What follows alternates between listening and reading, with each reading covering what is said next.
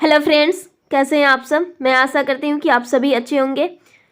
और ये जो आपका 7वां सेट होगा आज, ये बिहार एसएससी, तो जल्दी से आप लोग इस वीडियो को शेयर कर दीजिए।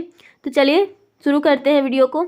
आपका पहला प्रश्न है आपकी स्क्रीन पे, इनमें से कौन से रौलेट अधिनियम 1919 के बारे में सच है।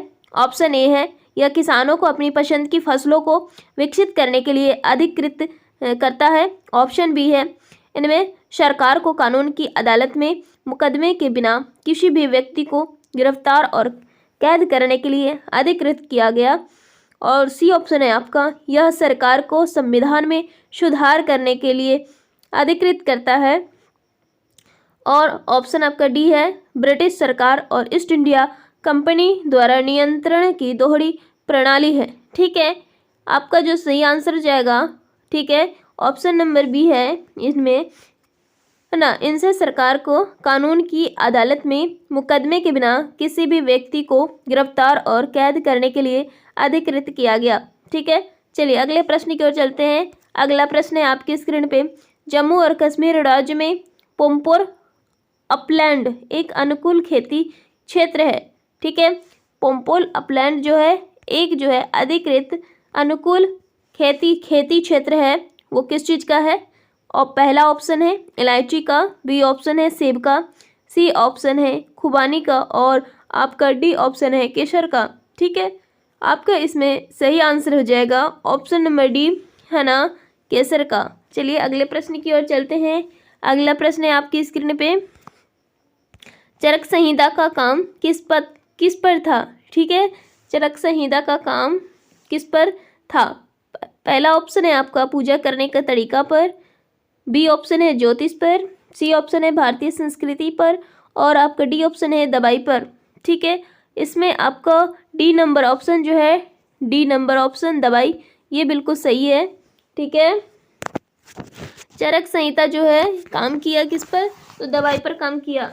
ठीक है, चरक संहिता जो है, चरक एक महर्षि और आयुर्वेदचारी के रूप में विख्यात थे। कुषाण राज्य के राजवैद्य थे। कहाँ के, कुषाण राज्य के राजवैद्य थे। और इनके द्वारा जो है, महर्षि के द्वारा सचित चरक संहिता प्रसिद्ध आयुर्वेद ग्रंथ लिखे गए थे। ठीक है, अगले प्रश्न है आपके स्क्रीन पे प्रश्न नंबर, ठीक है, अगला प्रश्न है आपके कि एलपीजी एक हाइड्रोकार्बन है जिनमें मिश्रण होता है किसका। ठीक है, एलपीजी जो हम सभी अपने किचन में गैस को यूज करते हैं, है ना। एलपीजी एक हाइड्रोकार्बन है जिसमें मिश्रण होता है, कौन सी का मिश्रण होता है। ठीक है, लिक्विडफाइड पेट्रोलियम गैस इसका पूरा नाम होता है, लिक्विडफाइड, है ना, लिक्विडफाइड पेट्रोलियम गैस इसका पूरा नाम होता है पेट्रोलियम गैस, इसका पूरा नाम होता है एलपीजी का। इसमें से पहला ऑप्शन है आपका मीथेन और प्रोपेन, बी ऑप्शन है इथेन और ब्यूटेन, सी ऑप्शन है प्रोपेन और ब्यूटेन, डी ऑप्शन है मीथेन और इथेन। ठीक है, इसका जो सही आंसर हो जाएगा आपका ऑप्शन नंबर सी, ये बिल्कुल सही हो जाएगा, प्रोपेन और ब्यूटेन। ठीक है, इसका एक और प्रश्न बन सकता है, एलपीजी का जो आपको गंध होता है ना, जो गैस खुला रहने के बाद जो आपको गंध मतलब मिलता है देखने को, वो गंध जो है किसके कारण होता है, तो वो ब्यूटेन प्रोपेन के कारण ही वो गंध आपको देखने को मिलता है। अगला प्रश्न है आपके स्क्रीन पे, निम्नलिखित में से एक प्राकृतिक संसाधनों द्वारा प्रदान की जाने वाली पारिस्थितिक तंत्र सेवा है। ठीक है, ए ऑप्शन है परागण, बी ऑप्शन है फसल उत्पादन, सी ऑप्शन है दूध उत्पादन, और डी ऑप्शन है आपका बागवानी। ठीक है, इसमें से जो आपका सही आंसर हो जाएगा वो हो जाएगा ऑप्शन नंबर ए, परागण। ठीक है, परागण पारिस्थितिक तंत्र, या इसी को कहते हैं पारितंत्र। ठीक है, पारिस्थितिक तंत्र बोले या पारितंत्र बोले, एक प्राकृतिक इकाई होता है, ठीक है, जिसमें एक विशेष क्षेत्र के सभी जीवधारी जो हैं या फिर पौधे हो गए या फिर जानवर हो गए या फिर अणुजीव हो गए, वो सभी शामिल होते हैं एक विशेष प्रकार की। ठीक है, तो इसका जो सही आंसर हो जाएगा वो होगा परागण। ठीक है, अगला प्रश्न है आपकी स्क्रीन पे, मौलिक अधिकार के प्रवर्तन के लिए, है ना, मौलिक अधिकार के प्रवर्तन के लिए विशेष जिम्मेदारी किसके पास है?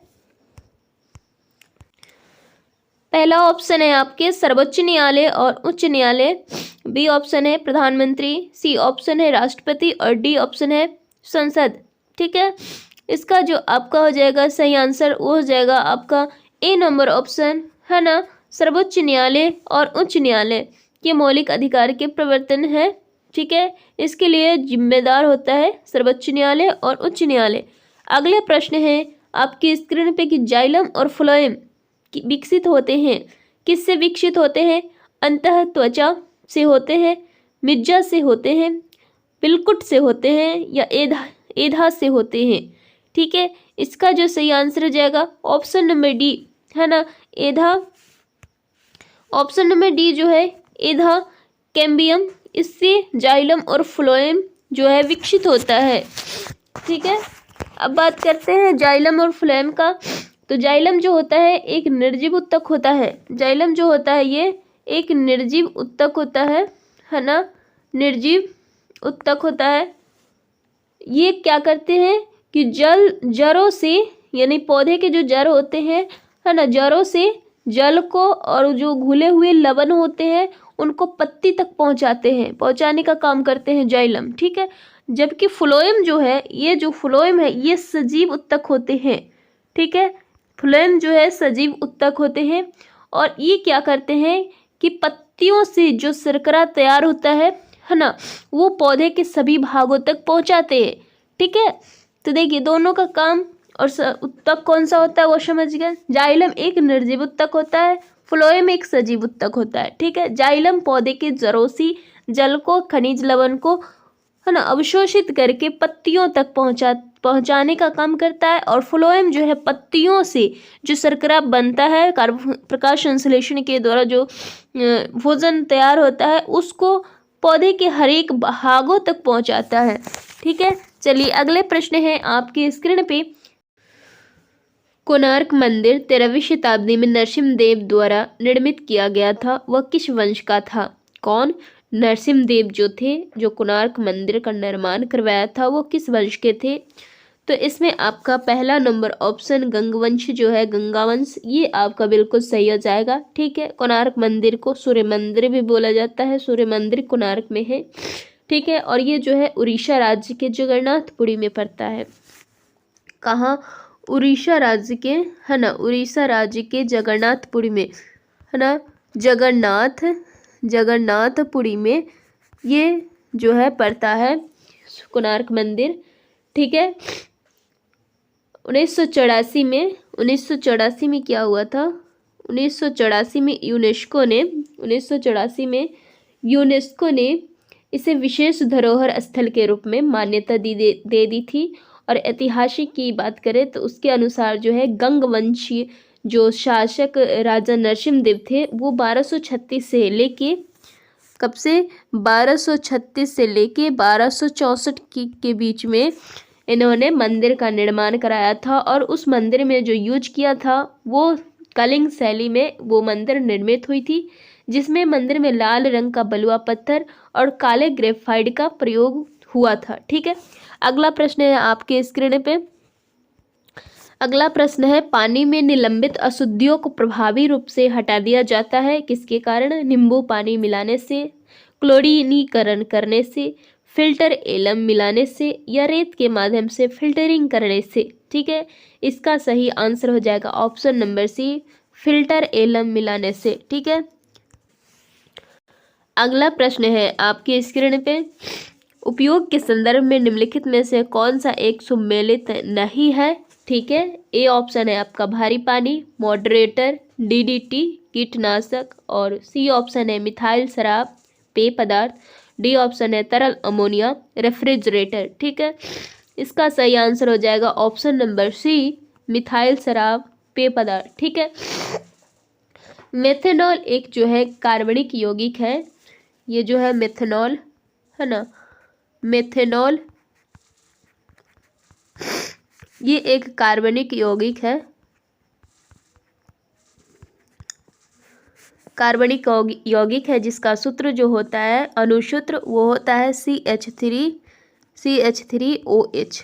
ठीक है, ये मेथिल अल्कोहल है, इसको काष्ठा अल्कोहल भी बोलते हैं है ना, काष्ठ अल्कोहल भी इसको बोला जाता है। और क्यों बोला जाता है काष्ठ अल्कोहल, क्योंकि ये एक समय में लकड़ी के भंजक अवशन से प्राप्त होता है ना। यह अत्यंत विषैला होता है ना, इसमें विष होता है मिथाइल में, और ये जो है सामान्य ताप पर भी ये द्रव अवस्था में रहता है। ठीक है, अगला प्रश्न है आपके स्क्रीन पे, निम्नलिखित में से किसे गुरु ग्रंथ साहिब को सिख धर्म का एक पवित्र ग्रंथ और सिखों के अस्थायी गुरु का दर्जा घोषित किया। ठीक है, ए है आपका गुरु अर्जुन देव, बी है आपका गुरु तेग बहादुर, सी है आपका गुरु गोविंद सिंह, और आपका डी और नंबर ऑप्शन है गुरु नानक देव। ठीक है, इसका सही आंसर आपका ऑप्शन नंबर सी गुरु गोविंद सिंह ये हो जाएगा। ठीक है, गुरु ग्रंथ साहिब सिख का धर्म का जो पवित्र संस्थापक है वो गुरु गोविंद सिंह को माना जाता है। ठीक है, और एक पवित्र ग्रंथ और सिख के जो अस्थायी गुरु हैं वो भी गुरु ग्रंथ सिंह को दर्जा मिला है। ठीक है, अगला प्रश्न है आपके स्क्रीन पे, सूरज की रोशनी के संपर्क में आने से व्यक्ति को स्वास्थ्य में सुधार लाने में मदद करता है। क्योंकि मदद क्यों करता है, क्योंकि आपका पहला ऑप्शन है त्वचा तेज और संरक्षित बन जाता है, इसके लिए मदद होता है, या ऑप्शन बी है आपका कि इंफ्रालाल रोशनी शरीर में जीवाणुओं को मार देती है, या ऑप्शन सी है आपका जो अल्ट्रावैगनी किरणें होती है त्वचा के तेल को विटामिन डी में परिवर्तित करती है, और आपका ऑप्शन डी है शरीर का पानी जल्दी वाष्पित हो जाता है जिससे शरीर की सफाई होती है। ठीक है, आपका जो सही आंसर है इसमें, ठीक है, वो आपका सी नंबर जो है ऑप्शन वो बिल्कुल सही हो जाएगा कि अल्ट्रा बैगनी किरणें जो सूर्य के प्रकाश से हमें मिलती है। ठीक है, सूर्य के प्रकाश से जो किरणें आती है अल्ट्रा बैगनी किरणें वो हमारी त्वचा को तेल को विटामिन डी में, हमारे त्वचा के जो तेल है उसको विटामिन डी में परिवर्तित कर देती है। ठीक है, और हमें विटामिन डी प्राप्त हो जाता है, इसीलिए जो है सूर्य की रोशनी के संपर्क में आने से जो है स्वास्थ्य में सुधार हो पाता है। ठीक है, अगला प्रश्न है आपके स्क्रीन पे, कि पाउंड जो है, पाउंड आधिकारिक मुद्रा है, कहाँ की मुद्रा है आधिकारिक, जापान की है, यूरोप की है, यूके की है, या यूएसए की है। ठीक है, तो इसका जो सही आंसर हो जाएगा वो हो जाएगा ऑप्शन नंबर सी, यूके का जो है पाउंड है मुद्रा का नाम, यूके का मुद्रा क्या है तो पाउंड है। ठीक है, चलिए अगला प्रश्न आपके स्क्रीन पे, निम्नलिखित में से कौन भारतीय संविधान की मसौदा समिति में थे। ठीक है, सी राजगोपालाचारी थे, ऑप्शन बी एस राधाकृष्णन थे, option C doctor Rajendra Prasad थे, और ऑप्शन डी वी.आर. अम्बेडकर थे। ठीक है, इसका सही आंसर आपका ऑप्शन नंबर डी हो जाएगा है ना, वी.आर. अम्बेडकर ये थे। भारतीय संविधान के मसौदा समिति का जो अध्यक्ष थे वो वी.आर. अम्बेडकर थे, इसी को प्रारूप समिति के अध्यक्ष भी बोलते हैं। ठीक है, प्रारूप समिति, ठीक है, प्रारूप समिति बोलो या मसौदा समिति बोलो ये दोनों एक ही होता है। ठीक है, तो मसौदा समिति में कौन थे तो वी.आर. अम्बेडकर थे, प्रारूप समिति के अध्यक्ष कौन थे तो डॉक्टर भीमराव अम्बेडकर थे। ठीक है, चलिए अगले प्रश्न की ओर चलते हैं। अगला प्रश्न है आपके स्क्रीन पे कि बिहार में किसानों को नील का पौधा उगाने के लिए मजबूर करने और उन्हें आवश्यक भोज्य पदार्थ उगाने की अनुमति न देने और नील के लिए पर्याप्त भुगतान न मिलने के कारण 1917 में है ना 1917 में एक राष्ट्रीय विरोध प्रदर्शन हुआ जिसे किस नाम से जाना जाता है। ठीक है, जिसको किस नाम से हम उस समय जानते हैं, बारडोली सत्याग्रह के नाम से, या वाइकम सत्याग्रह के नाम से, या चंपारण सत्याग्रह के नाम से, या फिर खेरा सत्याग्रह के नाम से। ठीक है, इसका जो आपका सही आंसर हो जाएगा वो हो जाएगा आपका बी नंबर ऑप्शन,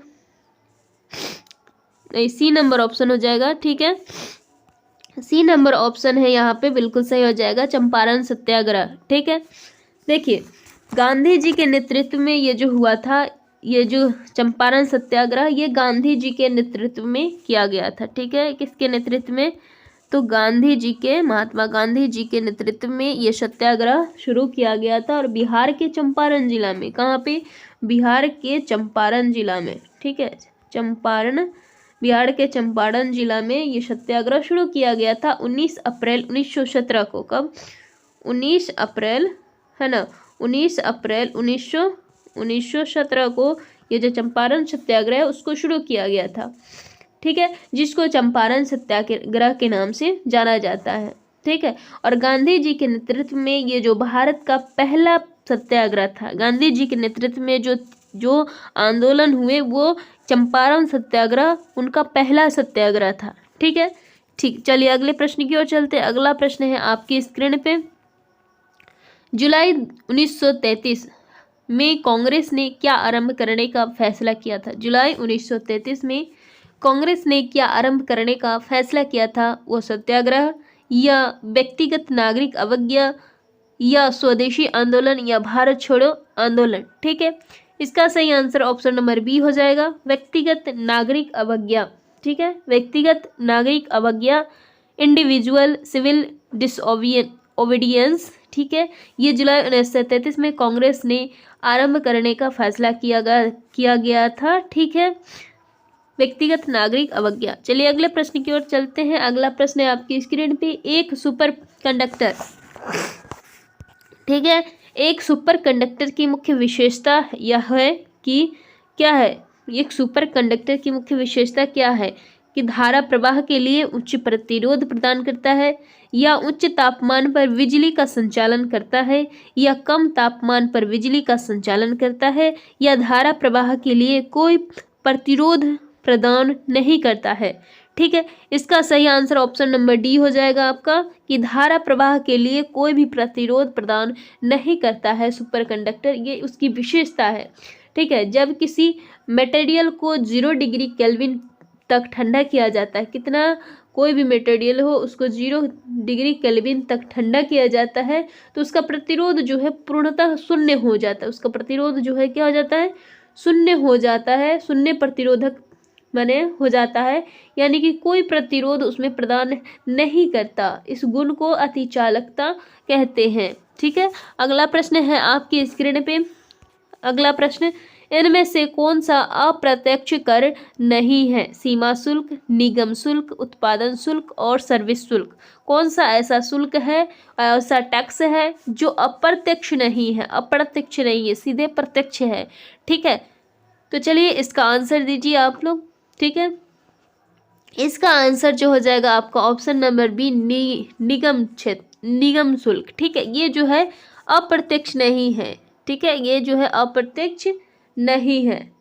चलिए अगले प्रश्न की ओर चलते हैं। अगला प्रश्न है आपकी स्क्रीन पे, रोहन बोपन्ना और जीवन निदान चीजियाँ संबंधित हैं किससे। रोहन बोपन्ना जो है, रोहन बोपन्ना और जीवन निदान चीजियाँ ये किनसे संबंधित है, कबड्डी से संबंधित है, बॉक्सिंग से, टेनिस से, या शूटिंग से। ठीक है, इसका सही आंसर ऑप्शन नंबर सी हो जाएगा, टेनिस से। ये दोनों जो है, रोहन बोपन्ना और जीवन निदान चीजियाँ, ये दोनों टेनिस से संबंधित है। ठीक है, अगला प्रश्न है आपके स्क्रीन पे, योजना आयोग और राष्ट्रीय विकास परिषद का पदेन पदाधिकारी कौन होता है। गृह मंत्री होता है, वित्त मंत्री होता है, वाणिज्य मंत्री होता है, या प्रधानमंत्री होता है। तो इसका जो सही आंसर हो जाएगा आपका डी नंबर बिल्कुल सही हो जाएगा। कई बार ये प्रश्न आए हुए हैं परीक्षा में।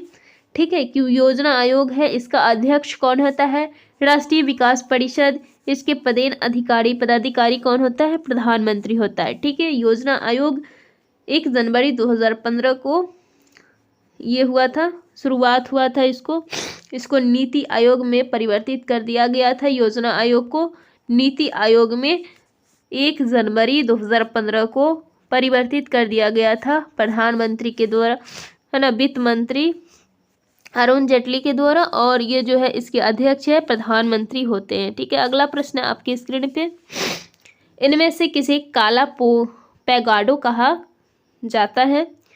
मीनाक्षी देवी मंदिर जो तमिलनाडु में है उनको कहा जाता है, वैजनाथ मंदिर जो बिहार में है उनको कहा जाता है, कोणार्क मंदिर जो उड़ीसा में है, या खजुराहो का मंदिर जो मध्य प्रदेश में है उनको बुलाया जाता है क्या? काला पैगोडा। ठीक है, काला पैगोडा जो है किसको बोला जाता है? आपका सही आंसर यहाँ हो जाएगा ऑप्शन नंबर सी, कोणार्क मंदिर। ठीक है, कोणार्क मंदिर जो आपको उड़ीसा में है उनको काला पैगोडा कहा जाता है। चलिए अगले प्रश्न की ओर चलते हैं। अगला प्रश्न है आपकी स्क्रीन पे, पानी की अस्थायी कठोरता का कारण क्या है ना? पानी की जो है अस्थायी कठोरता का कारण क्या है? क्योंकि मतलब पानी जो है अस्थायी रूप से कठोर नहीं होता है, इसका कारण क्या है? कैल्शियम कार्बोनेट है, कैल्शियम सल्फेट है, कैल्शियम बाइकार्बोनेट है, मैग्नीशियम सल्फेट है। ठीक है, इसका सही आंसर आपका सी नंबर हो जाएगा, कैल्शियम बाइकार्बोनेट। ठीक है, जल में जो है अस्थायी कठोरता का प्रमुख कारण कैल्शियम और मैग्नीशियम के बाइकार्बोनेट है। पृथ्वी के सतह पर लगभग कितना 71% पानी है। पृथ्वी के सतह पर लगभग 71% जल है, जल से ढकी हुई है। इसी के कारण जो है पृथ्वी नीला ग्रह माना जाता है। इसका जो है अधिकतर जल जो है महासागरी में पाया जाता है, जो खारे पानी के रूप में आपको देखने को मिलता है। ऐसे जल को कठोर जल कहते हैं। किसको? जो खारे पानी के जल है उसको हम वैसे जल को कठोर जल बोलते हैं। अगला प्रश्न है आपके स्क्रीन पे, मिट्टी और कृषि के लिए फलिया खेती। ठीक है, मिट्टी और कृषि के लिए फलिया खेती बहुत उपयोगी है क्योंकि वे किसी भी मौसम में कहीं भी फलती फूलती है, या सिंचाई की आवश्यकता नहीं होती उसे, या छोटी अवधि में फलों का उत्पादन करता है, या नाइट्रोजन निर्धारण की सुविधा प्रदान करता है। ऑप्शन नंबर इसका जो डी है वो बिल्कुल सही हो जाएगा कि नाइट्रोजन निर्धारण की सुविधा प्रदान करता है। ठीक है, अगला प्रश्न है आपके स्क्रीन पे, इनमें से कौन सा जोड़ा जो है गलत है? ठीक है, चिल्का झील जो उड़ीसा में है, पेंगोंग झील जो हिमाचल प्रदेश में है, लेक पिछौला झील जो राजस्थान में है, और लोकटक झील जो मणिपुर में है। इसका सही आंसर क्या है? जो एक सही जोड़ा नहीं है। ठीक है, तो जो दोस्तों चिल्का झील वो उड़ीसा में है, ये बिल्कुल सही है। ठीक है, आपका इसका जो हो जाएगा ऑप्शन नंबर बी, है ना, पेंगोंग झील, ये गलत है। ठीक है, लेक पिछौला झील जो है वो राजस्थान में है, ये भी सही है। लोकटक झील मणिपुर में, ये भी सही है। तो इसमें आपका गलत कौन सा है? Option number B. तो इस प्रश्न का जो सही आंसर हो जाएगा ऑप्शन नंबर बी हो जाएगा, जो एक सही जोड़ा नहीं है। ठीक है, अगला प्रश्न है आपकी स्क्रीन पे, पैंक्रियास। ठीक है, पैंक्रियास अगर ठीक से काम न करे तो क्या होता है ना? क्वासिओरकोर हो जाता है, निमोनिया हो जाता है, पीलिया हो जाता है, या मधुमेह हो जाता है। सही आंसर आपका हो जाएगा ऑप्शन नंबर डी। सही आंसर आपका हो जाएगा ऑप्शन नंबर डी, यानी कि मधुमेह हो जाता है। ठीक है, चलिए अगले प्रश्न की ओर चलते हैं। तो दोस्तों आपका यहाँ तक प्रश्न हो गया 25 प्रश्न। ठीक है, यहाँ तक आपका प्रश्न हो गया खत्म, 25 क्वेश्चन।